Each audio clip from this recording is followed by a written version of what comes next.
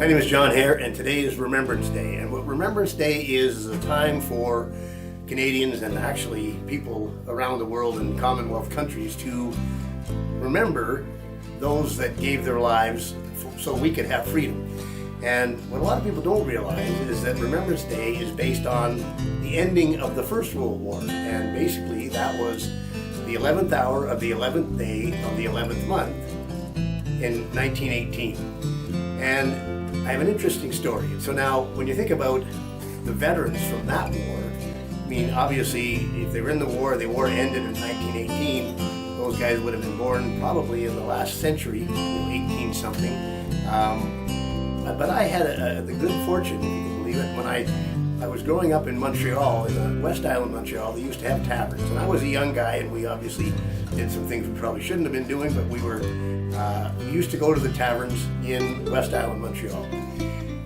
And they were guys only. It was us young guys in the one tavern we used to go to, and the other group that was there were veterans. As a matter of fact, there was a veterans hospital close to where we were. And so, in that, tavern, there would be the young guys, all underage, and then the veterans. And these were veterans of the First World War, which to me was incredible. So I'd sit there and talk to these guys, and what I found so amazing was, I can't remember some of the direct stories, but they would tell us some of the stories. But the one thing they always did was they would talk about their comrades. In other words, they would never brag about their own situation. In other words, one of the most interesting things, one of the people I'd be sitting with, one of the vets, he'd point to a guy that he knew sitting 4 tables over and said, "See that guy?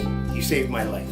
And so, you get a perspective. I mean, I'm 15 years old at the time, but it was incredibly interesting from my perspective because these were First World War vets. Think about it now, that was 60 years ago. There probably isn't very many Second World War vets still alive. And these were the guys that were in the trench warfare. I mean, that were First World War. If you ever read about it, and you've got trenches, 50 yards apart with the Germans on the one trench and the Allies in the other trench, and they're basically shooting at each other, popping their heads up, trying to not get them popped off. And they were doing a lot of tunneling back and forth too at the same time, trying to get behind enemy lines and things like that. Brutal, brutal war. I mean, face-to-face combat. And we do need to remember those people. In fact, that's the whole point of Remembrance Day. It was an interesting thing for me to be able to have that experience with those guys. I like the idea of it. I mean, nowadays we're so far past that, but people don't remember that what they fought for was our freedom. There it is. We can't let that go. As a matter of fact, it's up to each one of us to remember their sacrifice, but their sacrifice was for what? Was for our freedom. And that's what we have to remember today.